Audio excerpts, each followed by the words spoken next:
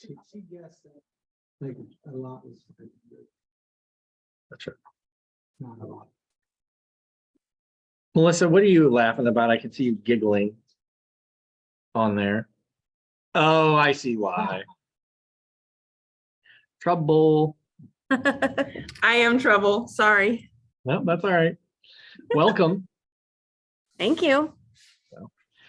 All right, guys. Well, since it's 1 o'clock here, 101, we'll go ahead and get started. So today is going to be about listings and fair housing. So I think last month was Fair Housing Month, and it's hard to believe that you still have discrimination in this day and age against anything. Just, I mean, the world for the most part is so open to everything and then closed to everything. So it's very interesting. So we'll go over some of the words that you can't use or shouldn't be using in your marketing materials for fair housing violations and what you could use in place of that.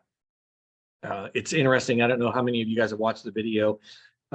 Gary Keller's son actually did a video. It's very well done. It's an awesome video about where entrepreneurs thrive. And actually he uses a phrase in there that is against federal fair housing, which is empty nesters. And you can't say that. You know, he happens to say that. I haven't had the guts to email them to say that you probably shouldn't be using that. But anyway, I don't think they're going to change it just for me, but I'm thinking, okay, we're a international company, and we are violating federal law by giving that word out. So anyway, we're going to go over the listing agreement. We're going to go over all of the listing information that's in the packet. And actually, according to this, we have 19 documents that are in the listing packet. So lots of good stuff. We can focus primarily on the exclusive right to sell agreement. I'll use the large print because it's just easier for everybody to see. You can use either one, they're identical. I definitely want to go over the escrow instructions because some agents are unfamiliar on how to fill that out and where to send it to. The anti-fraud disclosure and the ABA disclosure. The anti-fraud is required for a listing simply because we need to make sure that all sellers understand that you, nor Keller Williams, is ever going to be sending them information, asking them for their debit card, credit card, checking account information, or changing wire instructions, right? And that's the biggest problem is, believe it or not, is it has happened, thankfully not at our brokerage, but even with Stonegate, you know, $40,000 may not seem like a lot of money to somebody, but that's a lot of money when you're putting it down on your house and now it's gone in seconds. And so I would just say, make sure you're getting that anti-fraud disclosure signed. It is required. Make sure you're going over that with your consumer. The COVID-19 addendum is not required anymore. We still have it in there. Most title companies have changed to where they actually have you signing a document at the closing table, not you, but the consumer to sign a document at the closing table that says, we're considering this recorded the moment that everybody signs and we disperse the funds. No longer are we waiting for it to actually close, file, if you will. I have a story about that. Don't let me forget about keys and that story. So that me? No? Okay. All right. So let's go ahead and jump right into the exclusive right to sell agreement, the large print edition. So like I said, it doesn't matter which one you use, they're going to be the same. I'm going to go over kind of paragraph by paragraph, not necessarily every single line. If you guys have questions, just ask it. You know, if you have something that came up, share it with the group. We can all learn something. We don't want to monopolize the time. We want to get out on time and maybe a little bit early, but certainly want to make sure that we get everything covered and different situations come up where we can all learn. So feel free to share. So the exclusive right to sell agreement, we only offer an exclusive right to sell agreement. There are brokerages, there are discount brokerages that do offer not an exclusive right to sell. It might just be the right to sell, but it's not exclusive, which means that they could list the property for sale, that brokerage could, but also the seller could be for sale by owner and the seller could sell it for sale by owner.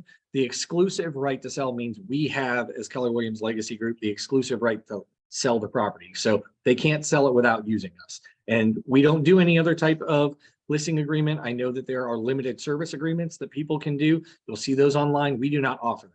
This is the only listing agreement we have. Okay. Scott? On that, I think that we have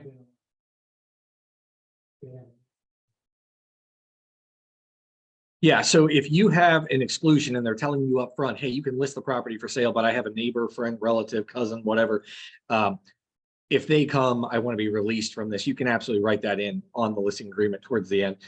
And that's open for discussion. You'd want to try and still do the paperwork and represent the seller for it, but you might be able to cut your commission or whatever the case would be for it. because they don't always know what they're doing. That's why we're here. So, all right. So in the first paragraph, it just explains what the property is. So we just need to make sure that we're putting whatever the property address is and whatever the list price is going to be. Now, the list price in this market, we've seen where people aren't reducing the prices so much anymore, but I can tell you as a market that we might be going into, or that we might start to see in the next couple of years, you might have a seller that says to you, hey, I want to try my house at 115, even though it's really only worth maybe 105. Take the listing, right? I mean, take the listing if you think you're going to be able to sell it, price it appropriately, but always give the client the best information they can, even if they don't want to hear it. So you don't ever want to list a property. I mean, I will tell you, I'm a people pleaser. And in my early years of real estate, I would go into a house and I would do a CMA and I would tell people kind of what they wanted to hear instead of what they needed to hear. And then when you're calling them 3 months later and saying they need to reduce the price, they're like, well, why didn't you tell me that 3 months ago? So you'll get yourself into trouble. So list the property as close to where you think it's going to sell as possible. But again, you can sometimes take overpriced listings if you have to, especially if it's on a busy road, you want to get that sign out there. All right. If the person that is signing this document is an executor, trustee, guardian, or power of attorney, you should have that document before you actually list the property for sale. And it goes over that in this paragraph. So if you're acting as executor, guardian, trustee, power of attorney, that you need to provide the broker with that. You're going to need it anyway, because the title company is going to want it, right? And you need to make sure that if it's a trustee, if it's in a trust, are there 2 trustees that need to sign the listing agreement? Is it somebody that's working on behalf of the seller as a power of attorney? Well, they might just have a healthcare power of attorney. They may not actually have a real estate power of attorney. So you need to understand what kind of power of attorney you're actually dealing with. Okay. All right. And so the term of the brokerage and the fee. So typically we used to do 6-month listings. I would still encourage you to get a 6-month listing. You can do a 3-month listing. You can do a 60-day listing. It depends on what the marketing time is. But the rule of thumb would always be to get a 6-month listing. If a seller doesn't want to go that long, you have the capability of saying, okay, great, we'll do a 3-month or whatever you'll do. But look at the market time. If it's an average of 43 days on the market and you take a 2-month listing agreement, chances are that listing is going to expire and you're not going to be able to be the one selling. So pay attention to that. So it would be the date that you're listing the property for sale here in this box, and then it would go through midnight on whatever the expiration date is. Now, a key thing to keep in mind here, whatever this date is on the commencing date, the listing needs to be in the MLS within 24 business hours of this date, right? So I can get a listing pre-signed for next month on June 1st, but I'm getting it signed today. But within 48 hours of June 1st, whatever that day is, whether it's a weekend or weekday, within 48 business hours, it needs to be in the MLS. Okay. The other thing is too, is oftentimes I've had agents ask the question, I have a listing agreement signed for next week, but I have an agent that already wants to get in and see the property. Well, technically you shouldn't be letting them in because your listing agreement isn't signed yet. And that agent could go to that seller and say, hey, we can cut out Rich Cosgrove or Keller Williams altogether. I'll do it for 3%. I'm bringing the buyer. They would be absolutely well within the right to do that. Hopefully agents wouldn't do that, but I can tell you they would. Sadly, I wish they wouldn't, but they will do that. So be careful, protect yourself. If it's a listing, you might want to keep it real close to the cuff until it's actually the date is ready to be out there, because we don't do coming soons. Yeah. So for that commencing date then, so if you, let's just say you've got somebody who wants to demo, Mhm. do you not put anything in the time? Do you put? So I'm going to say this, even though it's against popular opinion, it is actually illegal for you to get this signed without the blanks filled out, because teams do it. I can tell you some of the largest teams do it. They will absolutely say, hey, we don't know when. We're going to sign the listing agreement and then we'll just put in the date as we know that that person's going to call me and say, yep, go ahead and come out, take pictures and list it or whatever. Unfortunately, a client you should never be changing a form after a consumer signs it. I don't care if that's a purchase agreement, listing agreement, home warranty. If you've changed something, it needs initialed by the consumer.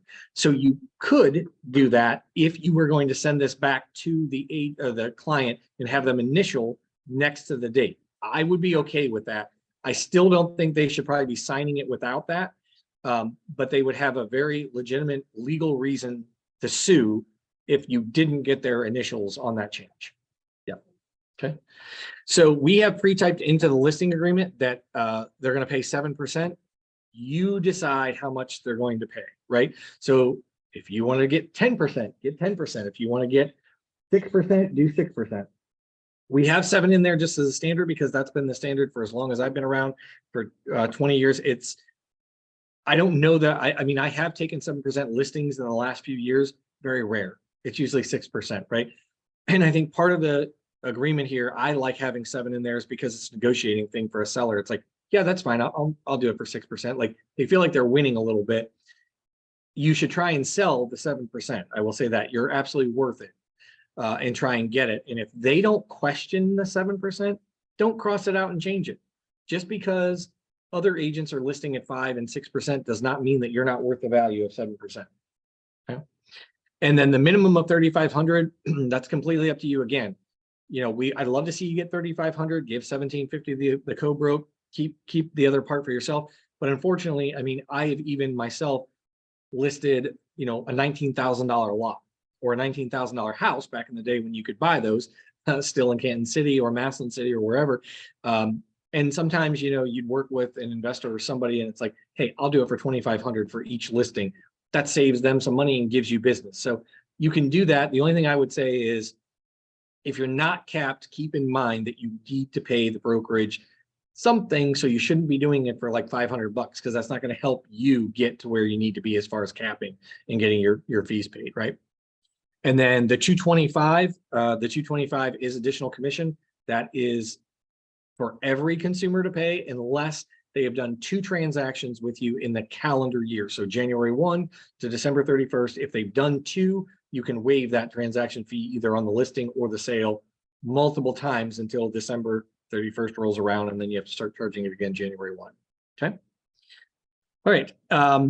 Basically, this says that within 180 days, we have built-in protection here. So I'm going to go ahead and read this so that everybody understands. So if a seller sells, transfers, or exchanges the property to any person or entity to whom the broker has shown the property or negotiated with during the term of the agreement, including any extensions, or within 180 days from the date of expiration of this agreement, then the seller shall pay the broker the fee described above. We have that in there as protection for the brokerage and you as the agent, but I will tell you, most times I can't even think of a scenario that you would come to me and I would say, yep, let's sue this seller, unless they blatantly took our buyer or a buyer, got out of the listing agreement with us and decided to sell it to a consumer that we were working with. I would 100% support that type of activity to go after a seller for that. But typically a seller getting out of this is because they just don't want to list their property anymore. They don't want to sell it. And legitimately, if they want out, they're going to find a reason to get out. I mean, you have an EXP agent and even a Keller Williams agent that have what they call an easy exit listing agreement. They don't hold anybody to the listing agreement. There's enough business that they will let them out of it for whatever the reason is, unless they have a procured buyer. And I'm sure you've heard the advertisements either on the radio or seen the ads for it. So again, you position yourself how you would want to be positioned in the industry of whether or not you're going to let somebody out of it or if we're going after them for the commission. Again, it would be a PR nightmare for the brokerage and it would ruin it for a lot of other agents. So it would have to be an extreme situation that we would do that. All right. So cooperation, one of the things that we have had to put back in here due to the NAR lawsuits is how much commission we are going to pay the buyer's brokerage, right?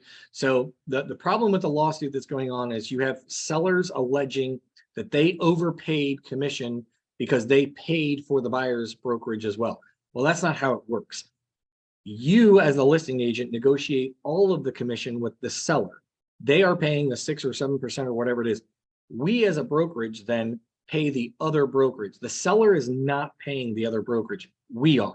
Yes, the funds essentially come from the seller to pay us and then it goes forward, but they are not writing a check, and whether or not there's another agent involved or not, we are getting the percentage that we negotiated. So whether we're a dual agent or if the buyer has no representation, we have negotiated with the seller and that's what we're getting.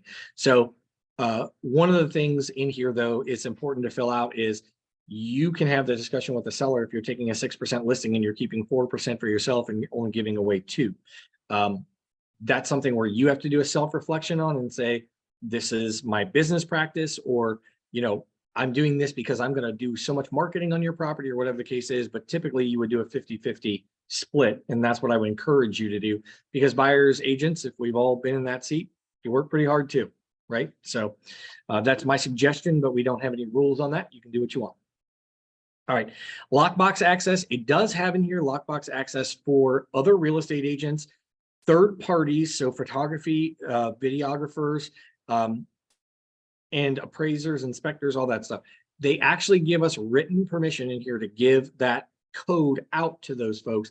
However, you would never want to take advantage of that without asking your seller first. So if you're on the list side and you have a home inspection taking place, you need to have an email or a text message that's written to the seller that says, I cannot be available to let the inspector in. Do you mind if I have your permission to give the lockbox code out to this lockbox, or let them in via the Supra? You should get a reply back of a yes or a no. If you have a yes, then you're golden. If you get a no, obviously you need to have another agent be present, or you don't give out that lockbox code. So I can tell you for many years, it was an industry standard at mostly around here, because a inspector for pest is in and out within 15 minutes, if that, right? Or the appraiser is in and out. They have to get there.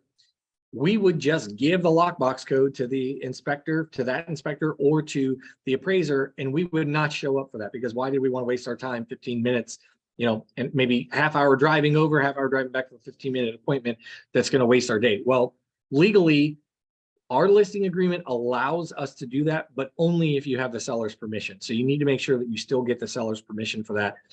Never give out a lockbox code or grant access without the seller's permission. Okay. An authorization to market, it just says, it puts the seller on notice that we are going to take videos. We might do a schematic of the house. You might do a blueprint. You might take drone photos, all kinds of different things. Their information on square footage, room sizes, layout of their house are going to be all over the internet. Once it goes one place, it goes everywhere. Well, you might be working with a police officer or a judge or somebody that says, I don't want the layout of my house on there, because if somebody breaks in, they're going to know exactly where my bedroom is or my bathroom or whatever. I don't want anything but the outside of my house, the one photo of the outside of my house on there. And that's okay. Have the discussion with them. They're allowed to do that. In fact, I will tell you, it's only happened once in my career, but I can say that I went to look up on the auditor's site a house that I was going to show, and I needed some more information on it. It would not come up on the auditor's site, but the MLS had the listing. And so I reached out to the listing agent and I said, are you sure that address is correct? Because I can't find it. And they said, it is correct, but because this person was a Stark County Sheriff deputy, you are allowed in a position like that to have all of your information removed from public search sites. And so I couldn't find anything on there. So if you can't find something, there could be a reason for it. Just a heads up. Electronic surveillance. Originally, our attorney said, hey, you shouldn't be doing electronic surveillance in a house at all. So if you're going to list one, tell them to turn it off. And we're like, that doesn't feel right. Like, from a liability standpoint, we don't want to be responsible if your house is broken into and we told you to turn the cameras off, and now you're coming after us because unfortunately you could have found the culprit and we prevented you from doing that. So the question is, does it have electronic surveillance? Yes or no? If it does, I would highly suggest that you put everything in the broker remarks that it's, you know, please note that you're going to be on video. Now, the Ohio state law says that you can't record somebody with video, but you could watch somebody video. And even if you could record them, it's the audio portion that's illegal for you to be actually recording. Now, it gets very technical because you'll have some people say, well, I have a Ring doorbell or I have cameras in the house, but unless I'm watching it live, I'm not recording it, air quotes, right? So it's like, okay, well, you're not recording it, but you're watching it. Is that still breaking the Ohio law for privacy? I would argue that probably it is, but at the same time, nothing has been adjudicated in a court to tell us. We have no case law on it to tell us one way or another. I just don't want to be that person.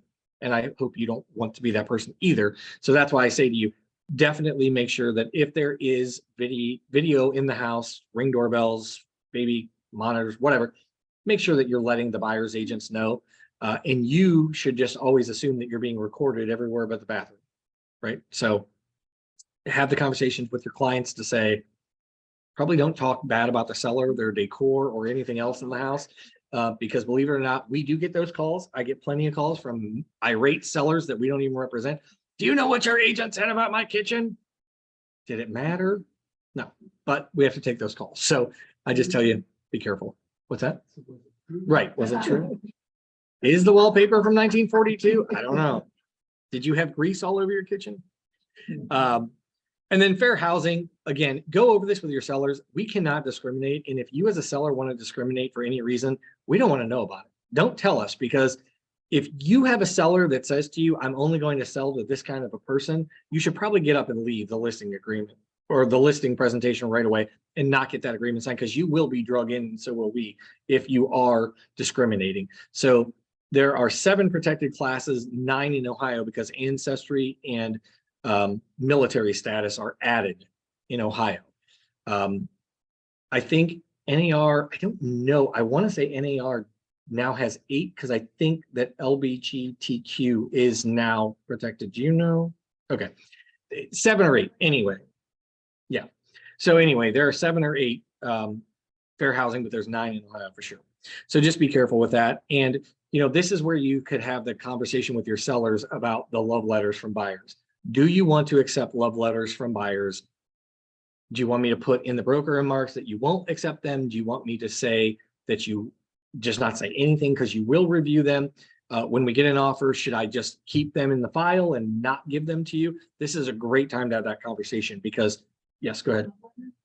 So a buyer love letter is, I am so excited to see that your house came up for sale. I have drove past your house my whole life. I couldn't wait to buy it. My family and I are so excited. And I think I've seen you in the same church that we go to. And in fact, you might even belong to the same country club that I do, or whatever the case is, whatever you could imagine. You might say something like, I'm a male, and I think it's so exciting that your house has been lived in by only men, or so. I don't, whatever you want to say, it's discrimination, right? It's, So 2 letters, actually. One of them I didn't know. I thought they were brown. And then after I had already sent it, and I think we got an offer accepted because of that, Mhm. I was like, oh crap, did I just get a huge. So you will have plenty of sellers that say, I accepted an offer because I knew this person growing up. They were friends with my grandchildren. They were friends with whatever. And that's fine. They didn't discriminate if it's a friend or a relative, and that's why they did it. But if you have 3 offers, one is from an African-American couple, one is from a Chinese or Japanese or whatever, and one's from a white person or Caucasian, and they say in those things, one goes to a synagogue, one goes to a Christian church, or one says that, my multiracial family would love to live in your house, and that person uses that to discriminate against that person, that's where you have the downfall. So that's the question is, as buyers agents, we can't demand our buyers not write these letters because they have won in situations before. I grew up in this neighborhood. I remember playing with your grandchild in this house. Oh yeah, I remember little Billy from down the street. Oh, I want him to have the house because I just feel like they're a part of the neighborhood. Fine, but not because of any of the protected classes or any other type of discrimination. Yeah. I just had heard one of the serious brokerage, yeah, that's the no, do not do that. This one last week for with that. That told me, go ahead and please write one. Because I already know you accepted it and I will do. Yeah, you really shouldn't be encouraging the behavior of love letters, but consumers will ask the question. NAR has highly discouraged it. I mean, they came out publicly and said you shouldn't be doing it a couple of years ago. And I will say, as the market gets very competitive, and it has been, love letters work in certain situations. But if you say anything about religion, ancestry, cultural, status, military status, if you say anything that's a protected class and the seller relies on that information and they judge, so even if you say nothing about your family, but you include a picture of your family and you see that there are a boy, girl, mother, father, and 2 kids, and they're of whatever background, and the person says, I am not doing that because they have a family and I don't want family. I don't want those kids rollerblading on my beautiful hardwood floors. No to anybody with kids. Or I don't want them because I don't like their religion, or whatever it would be. That's the trouble with a love letter. So if a consumer is writing a love letter, it should be, I love your house. You've done a great job taking care of it.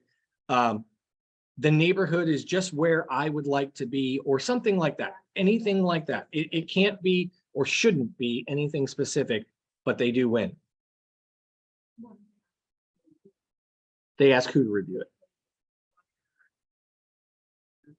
No. Nope. You do your own thing. I am not telling you what to put or what not to put in there. But this is why we're going over the listing agreement for fair housing, is for you to say, I need to have the conversation with my seller. Do you or do you not want to look at love letters? It's very clear. You either want them or you don't. And all I have to do is put in the broker remarks, no buyer love letters, or I don't have to go that far. When you procure a buyer and I'm the listing agent, and I can say, do not send any love letters, or any love letters presented will not, the seller doesn't, they're refusing to see them.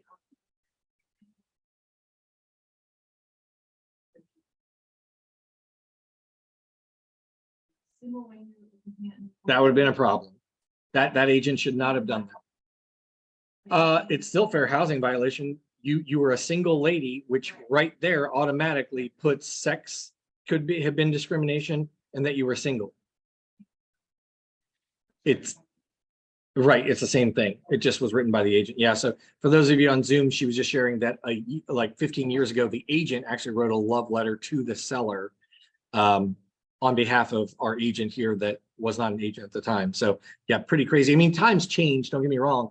I will tell you, as we're going into fair housing, if you were not aware of it, realtors and NAR came out, and actually our previous president for NAR came out, which was huge, to say that realtors discriminated against African Americans and steered them away intentionally from white neighborhoods for years. And it was something that was bred into the real estate community as realtors. You do not commingle the races in different areas. And we were proponents of that. Like, we helped lead that movement to not do that. And so he came out with a public apology to say, listen, we were part of the problem. So I will tell you, just because somebody was doing it doesn't make it right. And so 15 years ago, we didn't have the same conversations that we're having now. They probably didn't think anything of it. Yeah. And Melissa, what can you still do in Wayne County? I can't, what was your comment? I missed it at 112. Sell $20,000 properties. Oh, yes. Yes, for sure. All right. So disclosure, this would be where you go over with the seller to disclose any issues with the property.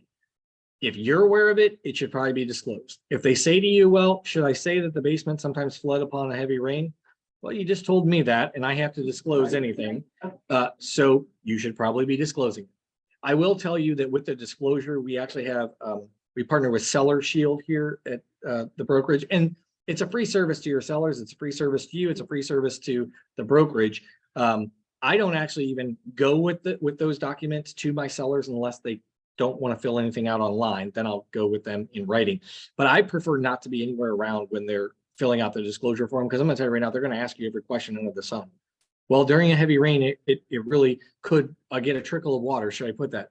Yes, you should. No, you shouldn't. What are you going to say? I mean, you really shouldn't have anything to do with that document. So Seller Shield is where you would generate the lead-based paint disclosure and the residential property disclosure form online, and it sends it to them. It walks them through how to fill it out. It also says that they could buy, I think it's $200 or $300, they could buy insurance that would protect them in the event of a lawsuit of any kind against them as a seller, up to $20,000 in legal coverage, which really is a nice offer. They can decline the whole thing. You can pay for it as a buyer, expense. If you wanted to help your seller, if you wanted to give a gift, you could do that. It's cheaper if you pay for it up front, if they pay for it up front, as opposed to at the closing table. But also, it will not let them submit those forms back if they've missed even one question, whereas using .loop, they can send something back and they didn't fill something out, you miss it. Then as the buyer, you go, can you get this filled out, right? So it's called seller shield. Mhm. And the other thing is too, is with those documents, you shouldn't be filling out, like I said, you should never be filling out. I've had agents say to me, well, my seller is 91 years old, they can't write. Can I ask them the question to fill it out? The answer is no, but you can certainly get somebody from their family to do it or somebody else that's not you, but you should never be filling this out. Okay. All right.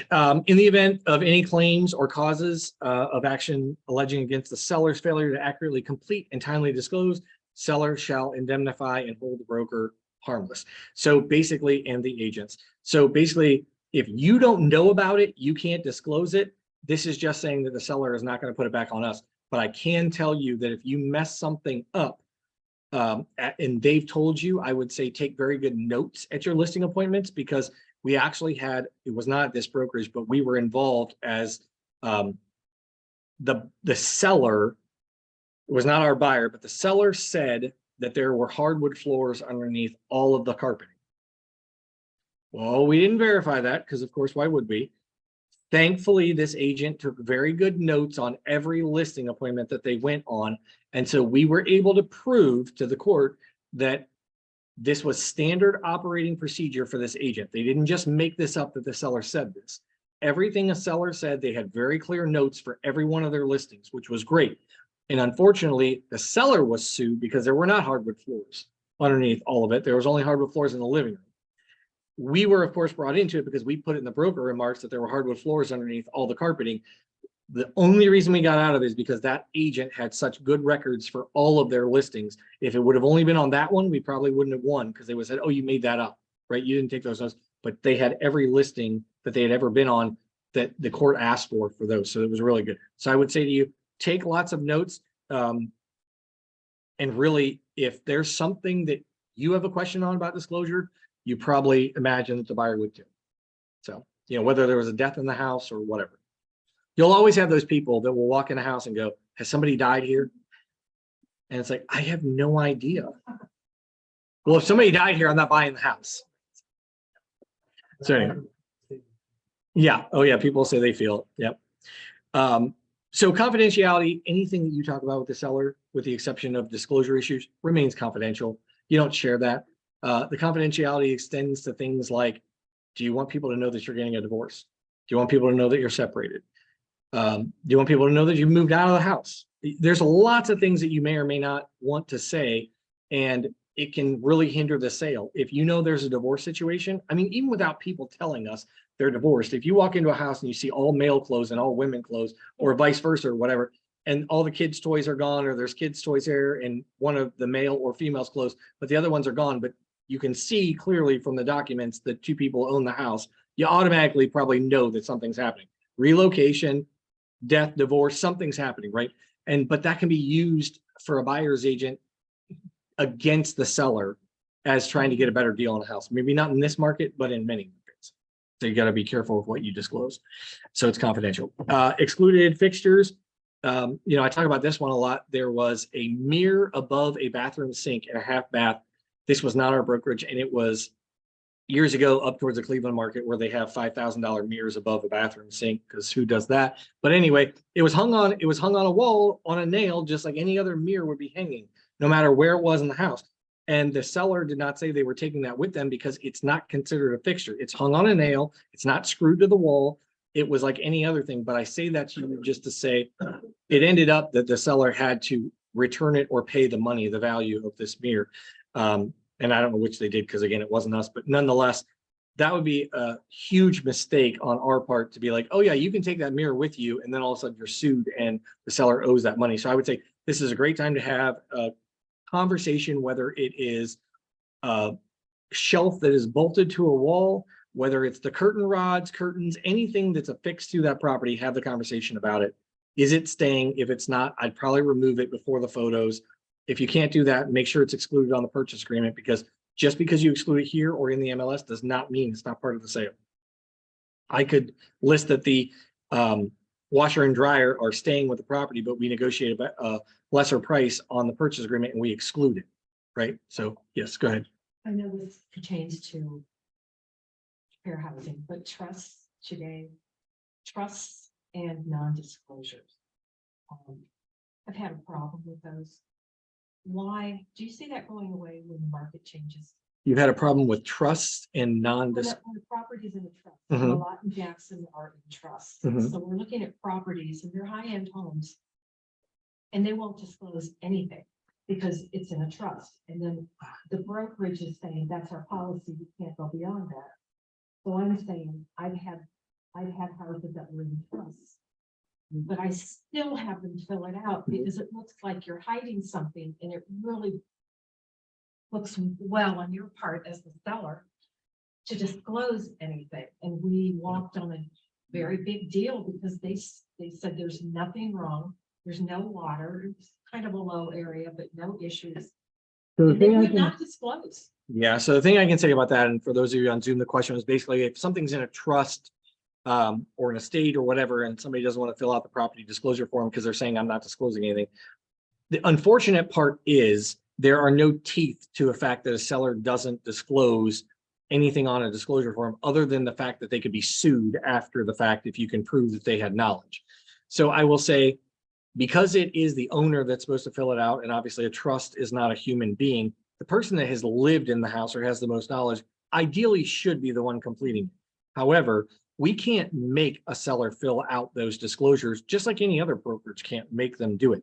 You're not even supposed to tell them how to fill it out. It says, it has instructions on how to do it. So if they put a big X across the whole thing and initial and date at the bottom, or they wrote on the top of it, I've never lived in the property and I know nothing about it and I'm not signing anything, you can't mandate that they do that. Now, the only thing that can happen is a buyer has the right to walk away from the property up until the very moment of closing, supposedly without any repercussions from the seller at all. Now, that's what the attorneys say. I don't know that I've ever seen case law on it, but nonetheless, that's the only out they have. I would say this, regardless of whether there's something on a disclosure, if you're having inspections, typically you're going to be able to find something. And if you don't disclose something as a seller, and this is the discussion I'd have with the seller, you know your neighbor is going to come right over and tell everything that happened with this property the moment they move in. usually use an exemption for that, or like the trust or contract. Yeah, a trustee can use an exemption, but I think what she's talking about is like if I put the revocable trust of Rich Cosgrove, the house is my name, I'm living in the house, I'm only doing it for protection. That could be considered an exclusion, but the trust that that's talking about is like, I put my house in the trust and I passed away. Like I know nothing about it. So there are exemption forms and you could use it, but I would still say if the person is alive and they live in the house and they have all their wits about them, they should be filling it out.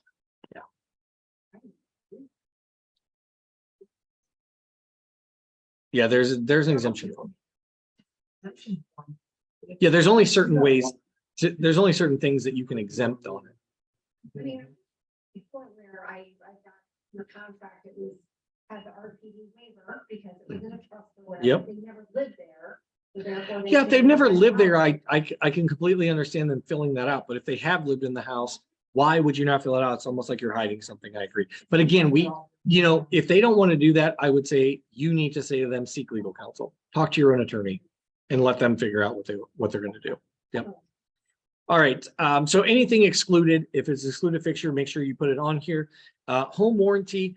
I know that it has on the listing agreement and the purchase agreement that the buyer is saying, yes, they will, or no, they won't have a home warranty.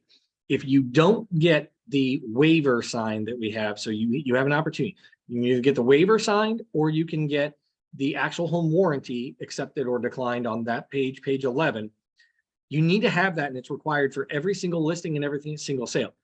Part of the reason is because we have agents that will say, oh, they're buying a $400,000 house, they don't need a warranty. And then you get a call after the closing and the person says, I would have bought a warranty, nobody even told me it was available. That's a problem. And vice versa. Somebody that can't afford barely their down payment, you think, well, they can't afford a home warranty and the seller's not paying for it, I'm not going to offer it to them.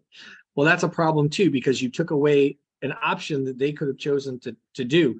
And now possibly cause them a problem. The other reason is because if you are sued in an E&O insurance claim, the warranty company will pay a portion of your deductible, which is $5,000. So that's really a nice feature. So you need to make sure you're getting those signed on every single one, and that's part of the compliance. Okay. Oh, I thought you were gonna have a question. All right, point of sale inspections. So point of sale inspections, you shouldn't be selling outside of an area in which you're knowledgeable for a point of sale inspection. Cuyahoga Falls has like a storm drain line inspection. I don't believe the word mandatory is there, but it's something that's supposed to be done by the seller or listing agent. And it's basically where they put a camera down the drain spout to make sure that the drains for your gutters are not going into anywhere but the storm sewer, because back in the day and whenever it was, some of that water was getting routed into the sewage system. And then when it rains, it will overflow the sewage system, causing sewage to go, throughout the neighborhood. So they don't want that. So they're trying to, fix that. And the problem is, if you didn't know that in Cuyahoga Falls, this is something that should be done, and a buyer buys a property, now all of a sudden that buyer is really angry at you as either the listing agent or the buyer's agent. We're all going to get sued because this point of sale inspection wasn't completed. Also, the same thing, we have agents, and I did it myself. I mean, I'll be honest, like 3 years ago, we made a competitive offer in Summit County where we did not have a septic or well inspection checked on the purchase agreement. And I sent in a waiver form to Summit County asking it to be waived because my buyer wanted a competitive offer. They sent back and said, I don't care if you want a competitive offer or not, they're required. We had to do them. Thankfully, the listing agent and the seller were nice enough, and my buyer paid for it, and they were nice enough to do that. But I can tell you, we recently got in a situation here that it's the seller's responsibility in the way that the ordinance is written for the city or township this property was located in. And unfortunately, the buyer's agents didn't write in that there would be a point of sale inspection. Well, in theory, it wouldn't be a problem because it says it's the seller's responsibility to get this completed. It doesn't say who's going to pay for it, though. It says it's the seller's responsibility. So now the buyer and the seller are arguing who's going to pay for it. And the listing agent happened to sell a lot of real estate in that particular area. He was well aware that in that particular county, you needed to have a well and septic inspection done. And so it was one of those things, well, okay, now who's going to pay for this, right? Because your buyer, if they're saying I'm not paying for it because it says the seller's responsibility to have it done in the ordinance, and the listing agent is saying, well, the seller's not going to do it, who's going to let the deal fall apart over a $500 inspection? Those are the kinds of things that come up. And that's why it says in the point of sale inspections that the seller shall apply for them at the seller's expense. That's when we have the listing. I have no idea what their other listing agreement says, right? But we have expense covered in there. The statute does not. So be very careful on knowing what health department in what municipality requires what inspection or any other inspection. So is that where you go on like for different state, what is required for each like Summit County versus Stark County? You can do that for the health departments. The health departments will tell you which ones, but the other ones like Cuyahoga Falls, I don't know. You'd probably have to contact the building department and ask if there are any point of sale inspections. TK and home inspections usually has something out there that shows many of the counties and what the rules are. That's Good. what I. I'm selling this. Yep. Awesome. And Yeah. Keep in mind, things can change, so. Yeah. You may still want to follow the county itself. Butch? Yeah, usually, good listing person will have that already. Yeah. Yeah. That's a selling. Absolutely. The other thing you have to be careful of on septic is if they've drained it, then they can't do the inspection. They have to do it 6 months after somebody's. lived there. Yeah, that's a good point that you bring up. It wasn't going to be covered, but I will say that's a great point to cover. When you are on a listing appointment, if somebody says, well, I do have a septic, should I have it inspected? Yeah, absolutely have it inspected, but do not pump that system before the inspection or before the sale is completed. You might do it the last day before closing, but you would not do it prior to then, because if anything comes up, they will say we weren't able to fully inspect it because it was empty. Yeah. But it transfers property, and that's the problem. Right. Yeah, and so, yeah, so like, Yep. we had a situation, the sellers were pumping it that day. Mm. And we're like, no, we have to do a septic inspection. Yeah. Because they won't pass a septic inspection if it's just been drained. Well, it's not that they won't pass it. Well- They will pass it, but they will say we pass it with a re-inspection 6 months later, and there could be something wrong with it, and we just don't know it. Yeah, so you never want to tell a seller, go ahead and have your system pump before an inspection. That's a good point. All right, so seller obligations, it just says that the seller is obligated to maintain the property. You as the listing agent, and it's Keller Williams, it's not our responsibility. If you go to Florida and you leave your water on and I told you I'd keep checking on the house, but in between me checking on the house, the pipe broke and flooded the house, that is not my fault or Keller Williams' fault. You're responsible for your own property. If you're leaving, I would suggest that you shut your water off, winterize your property and make sure that it's secure because we're not responsible for that. A lot of sellers will try and say that, oh, you were watching my house. Yes, but I wasn't living there. I didn't see it all the time, right? Yeah, right, yeah. I was watching the pilot light ignite the furnace on fire. And then cybersecurity, you know, this kind of goes back into the anti-fraud disclosure. It's just saying that, you know, we're not going to ask them to send money anywhere. There's no reason for it. The title company is the only one that's going to ask them if they want their money wired somewhere other than getting a check or something at closing, right? And then binding agreement just says that this is a binding agreement for real estate services only. It says only in bold letters simply because, again, we're not house watchers. We are not responsible to clean your house out. We're not responsible to go over and get the dumpster removed or anything. You might do those things as courtesies, but it's not your responsibility. You are hiring us for the real estate reason only. Whatever we happen to do on top of that is just service, customer service. So any questions about the listing agreement itself? Okay.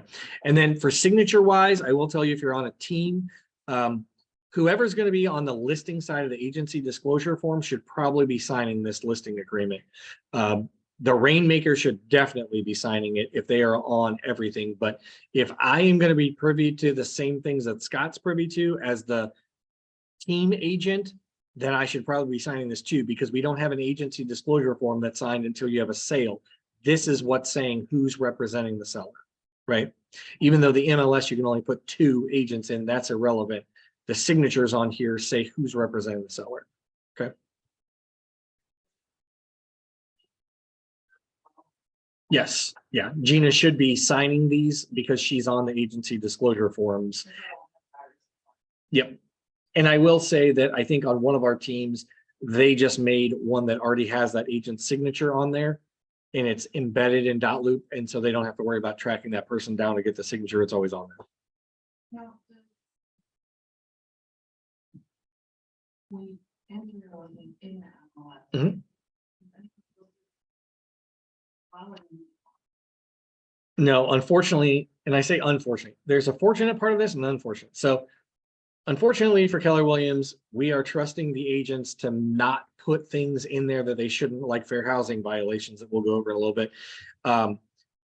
There are other companies that have people that will input a listing, and that is the reason that they pay a person to input listings, is because they want to make sure that the brokerage is not seeing any fair housing violations and that you're filling out everything that you're supposed to.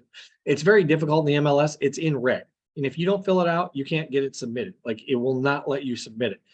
Can you still put wrong information in there? Absolutely. You could put it in the wrong school district. You could put it in the wrong county, I guess, perhaps. You could put the wrong parcel number. There's a lot of things you could do wrong. We are trusting that you're doing it correctly. And for that reason, one of the things I would tell you is I don't do it personally, so I can't say practice what I preach, or I can't even do myself.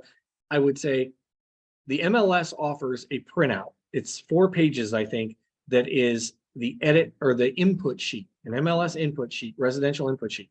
You could complete that and there is a spot for seller signature at the bottom.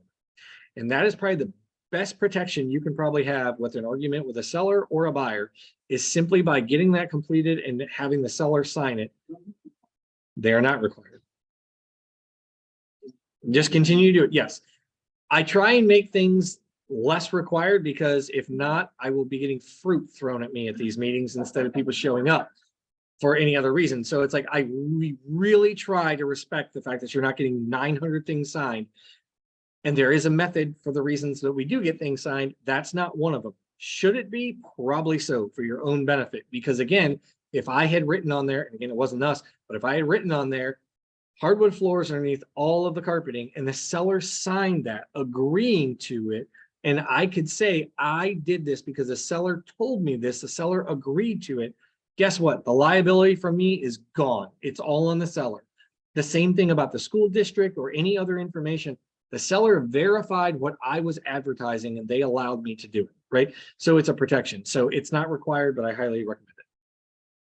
I'm confused on where the signature, like, is it for the, I have no, yeah, that's one thing too, I want to make sure I'm correct on, like, is it, so. It's on the input sheet, On the residential listing, input sheet. Yep. There's a place for. the seller's signature.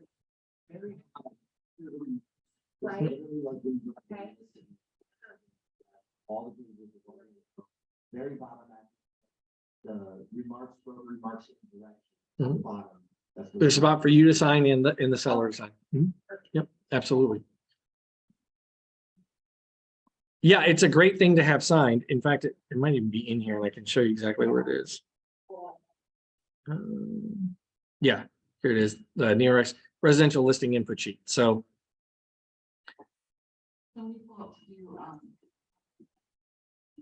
it is, it's in the templates, it's in the forms, not required, but it's available. All the stuff in red is something that you should be filling out that the MLS will require.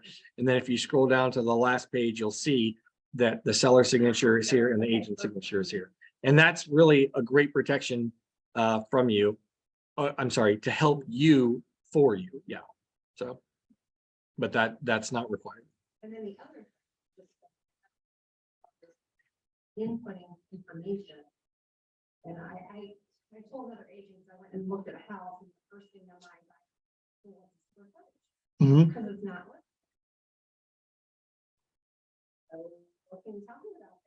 It's like, well, per, you know, real estate, well, you're deal with that. I don't think you can ever like Gina Ferrer, why what real estate does, like you look in and you put your eyes and you measure into, measure the room to make sure. You can measure the rooms, but I will tell you, so Gina, productivity coach, love her. She's amazing. She does a great job. Broker hat, liability, right? So I can just tell you, not for a difference of argumentation, but I can tell you the reason that the MLS does not require square footage is because it is very arbitrary for square footage wise. You could have something different on the auditor site that you can have somewhere else. If you put square footage in, it's going to require you to put the field of where you got the information from. You need that. So if I'm the agent, and I go in and measure all the rooms and I put this 1,000 square feet and you put in there the agent provided that, if it's not 1,000 square feet and a buyer relied on that, you're going to get sued. But what if it's for real estate? You just double Then- checking what real Okay, estate. that's fine. That's fine, but you can double check it. But if you have a disagreement with realist, what are you going to list? You're going to do realist or the auditor. Absolutely. You never want to come up with a value of the square footage on your own. In the end, but you still have to cite where that came from. And if that's the case, it would be the owner. And you better ask the owner to make sure that the validity is correct, because if they tell you that there is 400 square feet finished in the basement below grade, and you put 400 in there and you put the owner is where I got the information from, I would want to make sure I have that in writing from the owner somewhere of where that square footage came from. Because the argument's going to be when they get a lawsuit, well, I don't know where the agent did that. I didn't put that in writing anywhere. But you told me that. Well, I told you that and you didn't write it down. So unfortunately, the fault's on you as the agent. So is that basically where the signature comes into play at the end of that? Mhm. Well, all of it. They agree that this is what it is. That's right. So Shouldn't. Right. The other thing, I see a lot of people protect themselves by putting in there that it's the responsibility of the buyers to do all the due diligence to find things out, so to just, there's other ways to protect yourself. But one of the Yeah. things, it's all over. It but- is. But one of the things to be aware of too is the things last year, they changed like third floors. If it's not 7 feet or taller, you're not allowed to use that square footage anymore, and a lot of the others, sites don't have these other. Just the rule of thumb is use the auditor or use a realist. That's at the end of the day. Yeah. Yeah, don't put that the agent measured it and this is what it is. But the reason that the MLS has taken that stance not to require it is for the same reason. Because the information at the bottom of every MLS listing, it says the information here is deemed to be reliable, but you cannot not guarantee. And there's a reason for that. There's a disclaimer on that. But if they required it, then you'd have to, then the MLS could also be liable for the fact that the information that they required it and the buyer relied on that information to buy the house.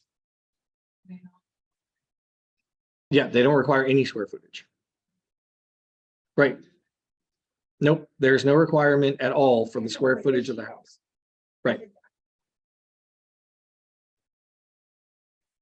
Yeah, that's just blank. I don't recommend doing that, but I will tell you, you will have plenty of people.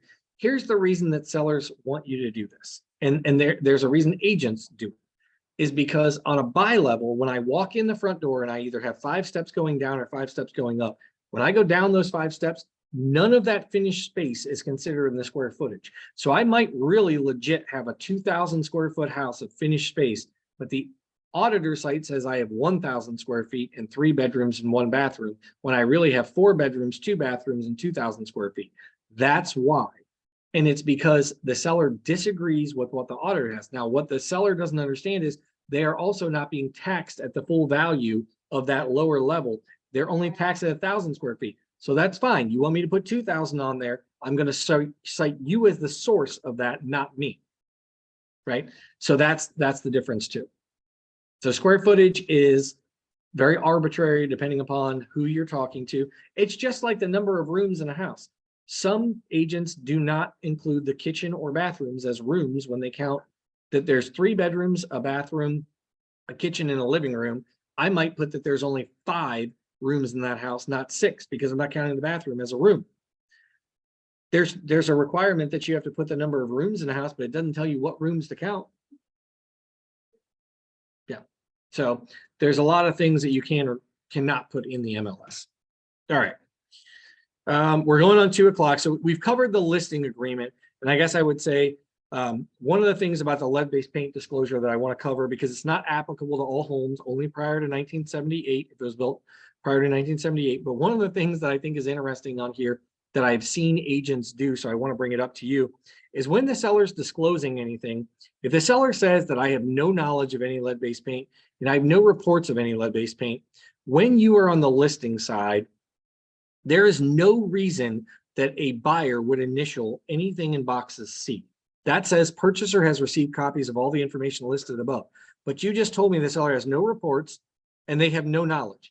So what report or what copies of information did you give me that you want me to initial this? You will have agents argue with you, whether on the buy side or the listing side, that your client needs to initial this.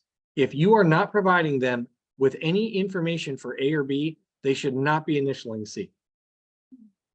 Make sense? Okay. And then, of course, on D, you would always say, if you are representing the buyer, and we're doing listing right now, but D, the purchaser has received the pamphlet. It's very easy. It's in .loop. You just send it to them with all the other documents. You don't have to get them to initial or anything. It's right here. But as long as you can prove that you sent it to them via .loop, then you're good. But you need to make sure that's in your packet to be sent to them. Okay. And then as a listing agent, it's the listing agent that initials here and signs at the bottom. Right? So you have informed the seller of their obligation under this section and is aware of his or her responsibility to ensure compliance. You will initial that. Okay. Any questions about that? Okay. All right, let's talk about right here. Yeah, so the listing, the lead-based paint pamphlet is right there. It's in the listing. We talked a little bit about the disclosure form. We can go ahead and talk about the exemption form. So the one thing I will tell you about the residential property exemption form is this is not a required form. This is a form that Ohio Realtors came up with, not the state of Ohio. Ohio Realtors and the state, the division, are 2 different things. Ohio Realtors, you see this came up. They need to update this for now. Ohio Realtors, not Ohio Association, but nonetheless, the disclosure form was there because under the statute, it says that these 7 reasons are why a person would not have to fill out the RPD. And so to make it easier on agents and consumers, Ohio Realtors said, you know what, let's go ahead and create a form so when there isn't one, people know why there is not an RPD. So the only reason would be the 7 that are listed here. You will start to see You won't see the form, but when bank-owned properties come around, you're not going to see this specific form, and you probably won't see the lead-based paint disclosure that we're used to. It will be actually in the purchase agreement that the bank will send to you after you've negotiated the offer, right? They're not going to send you one prior to. So when you're negotiating the offer, you're not going to see on a bank-owned an RPD or a lead-based paint, okay? And then that would be for either of these lenders. And then a transfer by an executor, a guardian, conservator, or a trustee. So, to Butch's point earlier, if you are legit an executor, a guardian, a conservator, or a trustee, you don't have to fill out that property disclosure form, right? The law says you don't have to do that. Now, I think it can be argued in a case where you have a living person in a trust, like Rich Cosgrove's revocable trust, and I live in the house. I think there could be some arguments on whether or not I know what's going on in the property. Notice that the 7 of these these 7 things, not one of them says an investor that owns a property that has never lived in it. Not one of these. So when you have an agent arguing with you that says, my person has never lived in the house, they bought it 10 years ago as an investor, they never lived in it, guarantee they or the property manager know very well what's been going on with that property. Has the sewer backed up? Has something flooded? Has there been mold? Whatever the case is. The problem is, again, you cannot make them fill out the property disclosure form. So if I'm an investor and I say, I'm not filling it out, are you not going to list the property? Well, there's an agent that will list the property for sale. And again, you can't help them fill out the form either. So I would just put in an email. I've instructed that my seller, though they've never lived in the property, I recommend that you fill out this form, the residential property disclosure form. Get it in writing, send it to them. You've covered yourself. You've done exactly what you're supposed to do. Okay. Well, then that's when they usually put it. Yep, and that's okay. You can't make them fill it out any more than them crossing something out or putting on there, I've never lived in the property, and that's all they put and sign it. You can't control that. What I'm saying is, though, is do your best to protect yourself, that you've done your job to give them that they should fill it out. And then a transfer where either the owner or buyer is a government entity, or a person who is, this is number 6 is always interesting. Is a person who is both inherited the property and has not lived in the property within 1 year prior to the sale. There are plenty of children or grandchildren that move into a house and live there with their parent, grandparent, whatever. They inherit the house, and this does not preclude them from filling it out. If they've lived there, they probably have personal knowledge of what's been happening in the property. Okay, so it'd have to be both. Any questions on that? Okay. Are there any questions in general about listing documentation that we have? Anybody in general, just any kind of questions? Yes.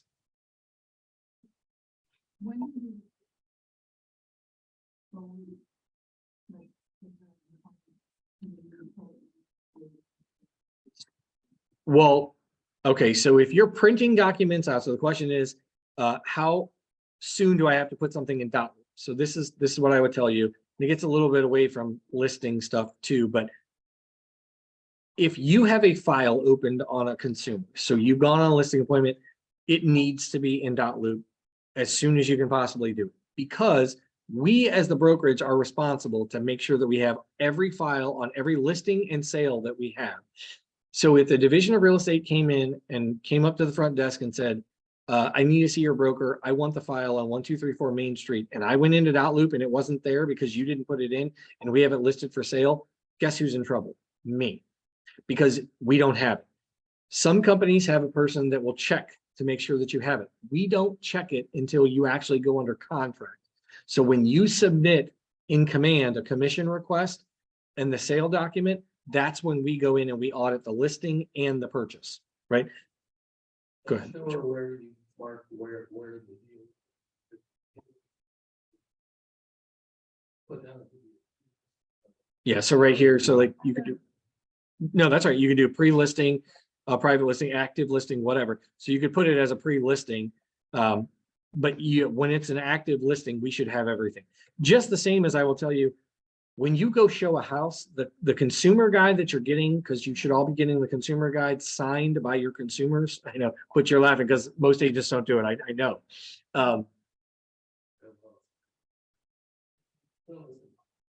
It's So I will say this, it is the requirement. It is the code that you will present a consumer at your very first opportunity. But before you have a conversation with them about their financing or representation. So whether that's on the phone, whether it's via email, whether it's in person, you should be getting that form signed and giving them a copy of what they signed. So when I go to a listing, or I'm sorry, when I go to a buyer showing or whatever, I have a stack of these front and back in my car. Butch, I will say it is sometimes difficult for a person, but this is what I would tell you. Always do it because you are protecting yourself from losing your license, and you have to present it to them to get it signed. You can't force them to sign it. So if you write on there, refuse to sign, and you date it in your own handwriting and say what house you were at and the client's name, and you give them a copy of what they just refused to sign, you have done your job, and you keep that file on hold for 3 years. Even if you, for 3 years, even if you never, it's the law. So like any consumer guide that you have signed, even if you never hear from or see the person again, you have to keep it for 3 years. If you make an offer on a property with a consumer, or you have their listing, and even though the listing expires, or they purchase, or they don't purchase with you, you still have to have all that documentation on file for 3 years. We as the brokerage are required. So everything you do should be uploaded in Dotloop at some point in time. I would have a file, and I do have a file, and this is what I recommend to you for consumer guides. I just have one that says consumer guides. Every time I come back to the office from showing a property, maybe I'll put a stack of them, wait till I have 5, I scan it, upload it to that file, and I always have them. It doesn't say you have to have it in paper form. You could shred that then or do whatever, as long as you have it. So I would just say to you, the same is true on a listing. When you have a listing and you represent a seller, you are required, before you give your seller an offer, to present them with the agency disclosure form and request their signature on it. Okay, so if I have 5 offers, but my seller's only accepting 1, they should be signing 5 agency disclosure forms. I give them that. It does not mean they're accepting the offer. It just means that they understand how agency worked and who was representing who, and that I was or was not a dual agent. My recommendation is for you on a listing side, because it's so competitive, I recommend that you have the seller not only sign the agency disclosure form, but I would then return it to the other agent and say, here is proof to show that your offer was submitted and declined by the seller.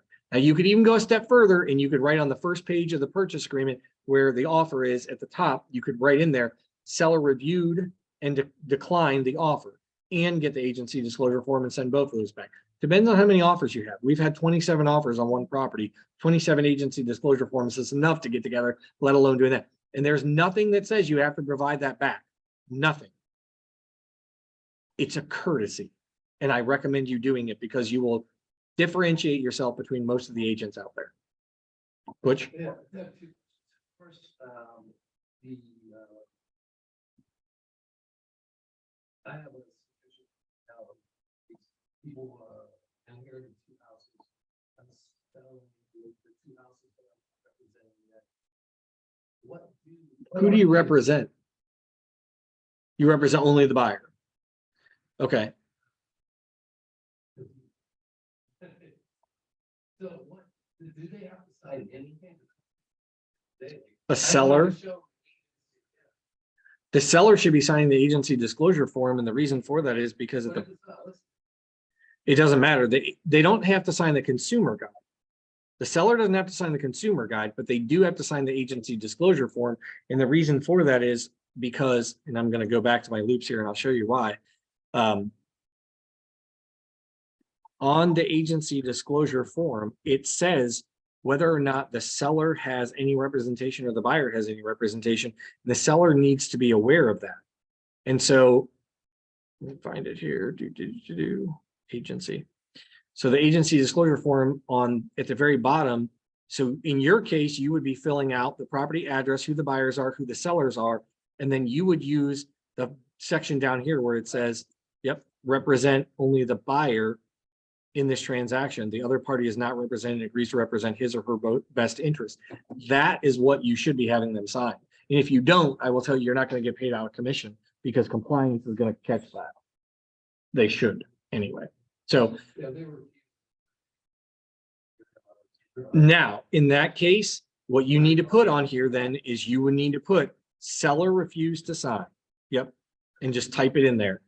It would be better if they did it in their own handwriting or their own dot loop text, but none, if you at least presented it to them. And I think that's what I'm saying is even on the consumer guide, if you go to a presentation for a buyer, right? A consultation or whatever, and you show them a house and they say, I'm not signing anything.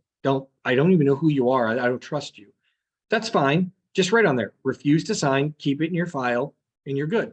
Give them a copy of what they didn't sign. Same thing for this. You can't make somebody sign something, but you can absolutely keep a record of whether or not you had them sign or whether they refuse to sign. So that's what I would say. You said you had two things. That was one. Yeah, the other thing is that old fashioned. Based it on. Yeah, people for years, but we don't have. Nope. Yeah, Yep. So you could scan them to dot loop and leave them there and throw them away.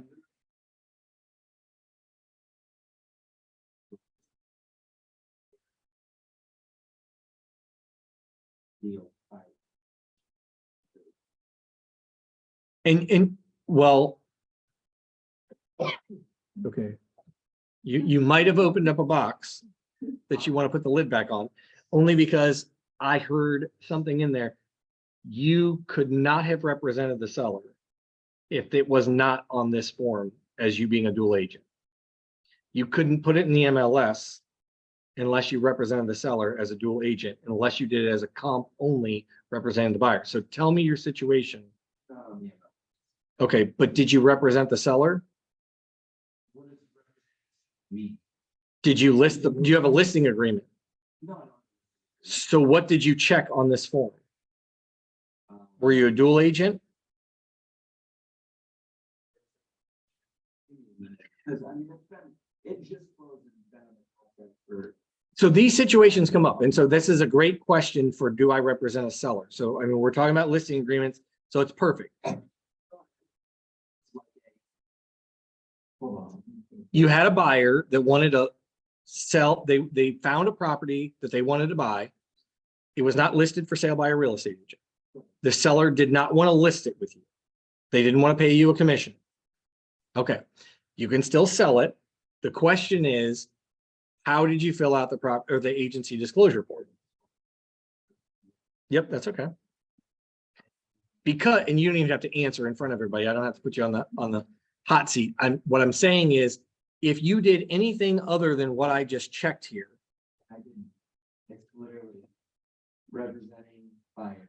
Okay, so then you were fine. So you didn't represent the seller. So that's where, when you said I represented the buyer, but then you also said the seller, that's not true. Well, no, what I meant was, I don't know, was the only agent doing anything. Right, but you didn't represent, the seller had zero representation. So in your case, I will just tell you, and for future reference, this is great to bring it out. If you represent a buyer only and the seller had no representation, you still want to get credit for it in the MLS. You have 14 days to put the listing in the MLS as if you were the listing agent. You're going to close it out as if you were the buyer's agent. And then you're going to email the MLS and let them know that you didn't represent the seller. You're going to give them a copy of the agency disclosure form. They are going to change the listing to a comp only. Seller had no representation. You still get credit for it as the buyer's agent in the MLS, and it gives the company market share and you market share. Wait, I didn't. That's fine. It's called a comp only. Yeah. I think that's credit for that sale. Yeah, he would get credit for the sale in Keller Williams. No, off market doesn't necessarily stink because you can still get the credit. Yeah. Question.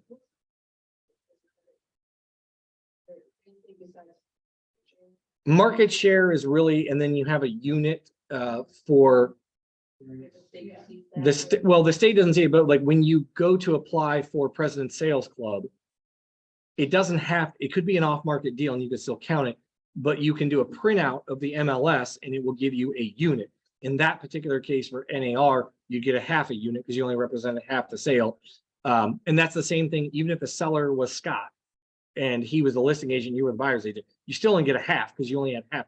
We give you 1 unit as Keller Williams, but NAR gives you a half unit. So I'm just saying for you, it's market share, it's experience to say, I sold this house. It's used as a comp, which really helps out other agents because I have no idea. When I go to do comps as a listing agent, I pull the MLS. Right. If it's not in the MLS, I didn't know it.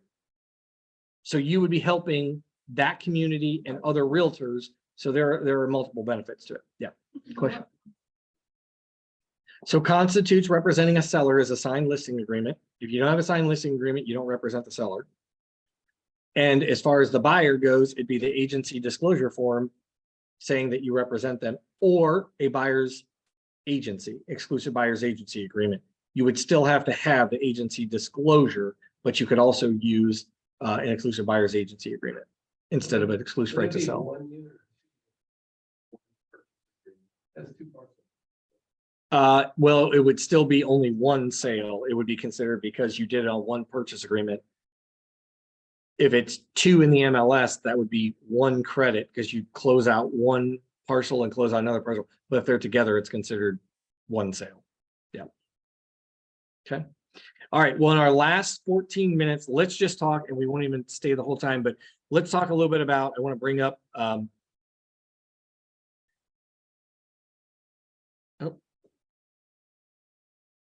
want to talk about this, and I'm going to screen share. Hang on, guys, on .loop or on Zoom here. Let me share my screen again. I know I get all my things confused. .loop, whatever.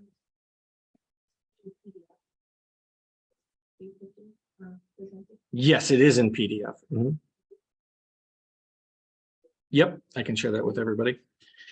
All right, so fair housing words, let's go to the ones that are not acceptable first, because these are oftentimes people say these things and you shouldn't, right? So adults only, one would think, okay, well, in some communities that might be the case. You could say 55 and older, but you can't say adults only. There are certain communities that are 55 and older. You'll see that empty nesters is on there. You cannot say great neighborhood. Safe neighborhood, you would never say that. And I'm going to explain to you why safe neighborhood is bad.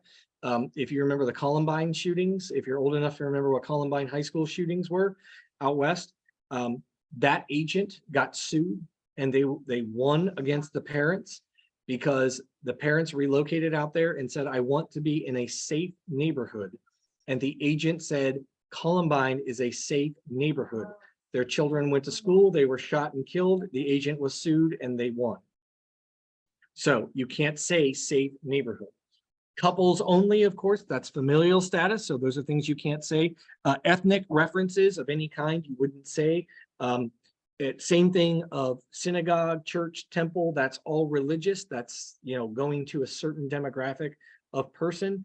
The racial references, I don't know where healthy only would come from, but hey, I guess that's one of them that you can't say. Heterosexuals only, no gays or lesbians, mature couple. I mean, it sounds like we're sending out a personal ad here, but mature persons, you know, and must be employed. That's interesting, right? Because you would think, couldn't I discriminate against somebody that's not employed? Well, they're probably not going to be able to get a loan or they have cash. And so I don't know that it's necessary that you share must be employed. But you know, so newlyweds, I don't know why I would say this is a great spot for newlyweds. I have no idea why I would use that phrase. No alcoholics. I don't know why I would use any of that phrase, but obviously people have used these. So it's things that you can't, you know, you can't say. No play area. I would not have thought that that would be one where you could use that because I would think, you know, condo association or homeowner association, there's no play area. Like I would think as a customer, I'd like to know whether or not my family has a place to play, but you can't say that. Go ahead, you have a question.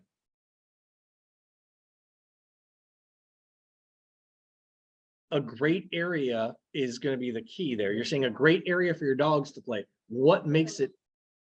Yeah. So you might say pet friendly. So that's the thing here is to get you to think. We'll scroll up and see what you can put in for that, but not for handicap. Like you may be with your best of intentions trying to say that the home doesn't have extra wide doors or it's, you know, the steps are steep or whatever the case is, but you're not helping. only one child, because maybe it's a 2-bedroom or something like that, or, there's a restriction on something. You can't say that. Yes.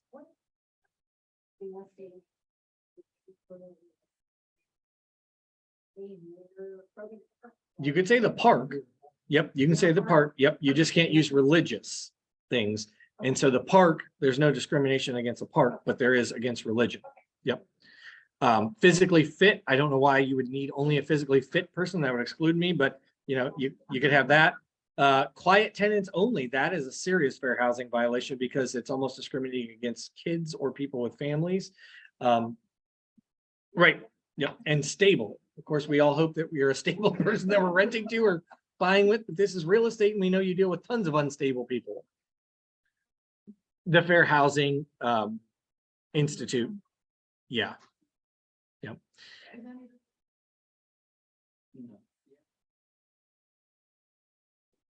Well, they will tell you that you've put a word in there you shouldn't use, and if you don't fix it in a timely fashion, you're gonna find.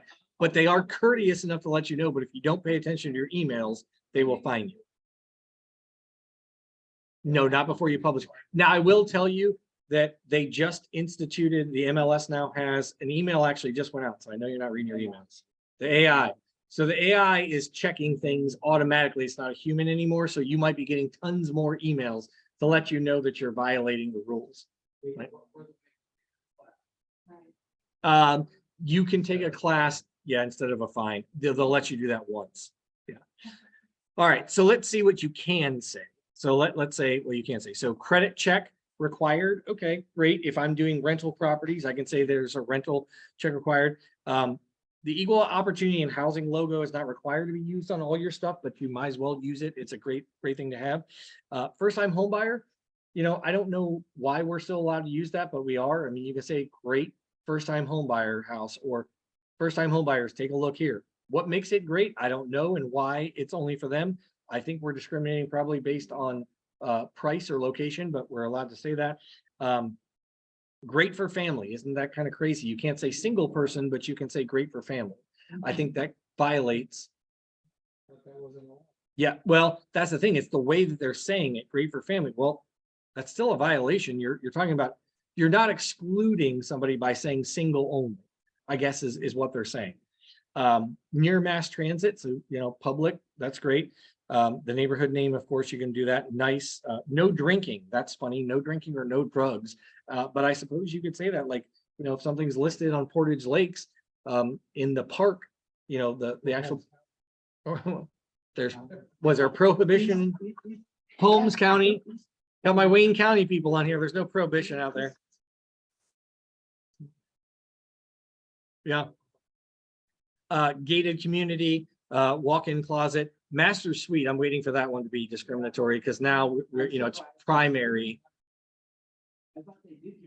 They haven't gotten rid of it. Some MLSs have gotten rid of it. Right. Primary bedroom. Yep. Quality construction. Be careful with that one because it might not be quality construction unless you can verify that it is. Board approval, that is one that definitely could be something that you need. Board approval in a mobile home park or a condo association. No, as I say, we're almost done. For like male or female, that's only if it's a roommate. You'll see the word roommate under it, male or female. If I'm a single male and I don't want a female roommate, I could say male only, but you're not going to do that in a sale, right? Handyman's dream. You'll see that coming up an awful lot as homes that are not in such great shape come on the market.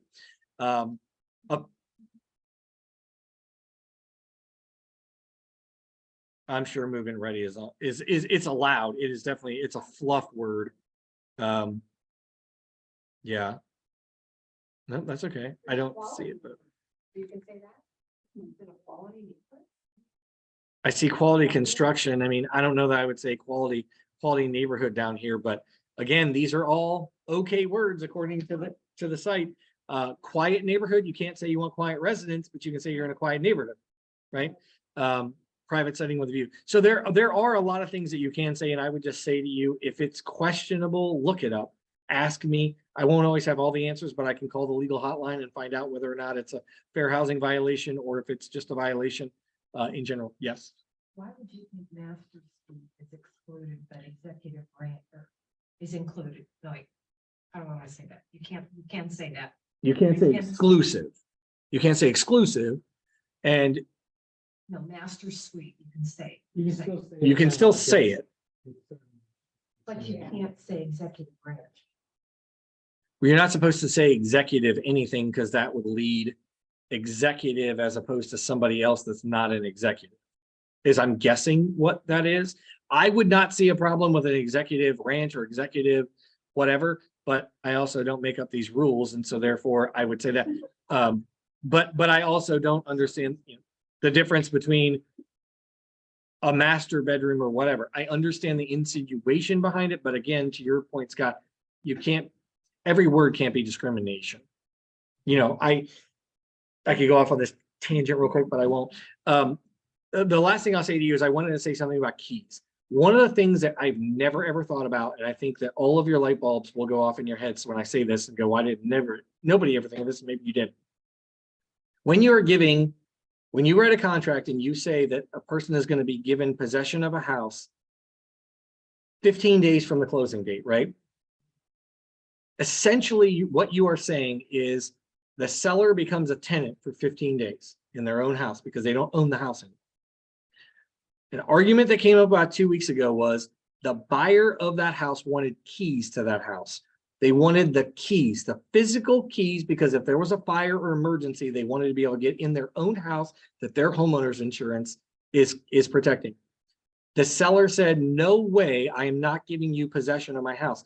We didn't say possession, we said keys, right? Well, when we consider possession, we think possession is keys, garage door openers, mailboxes, all of those things. So I will say to you, I have never in 20 years seen that, but I wouldn't bet that it won't come up again.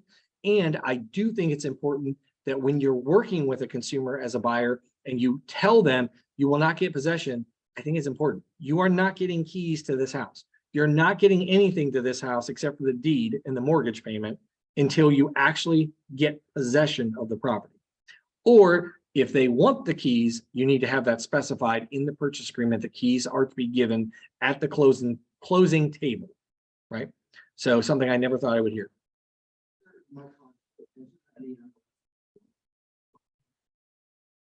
Comp only. Yep. And if you look up in the MLS comp only, there are instructions for that. COMD. Mhm. Yes. If it's been within 14 days, I think you only have 14 days. Yep. So comp only. Mhm. Any other questions before we adjourn? Okay. Thanks, everybody. Have a good day.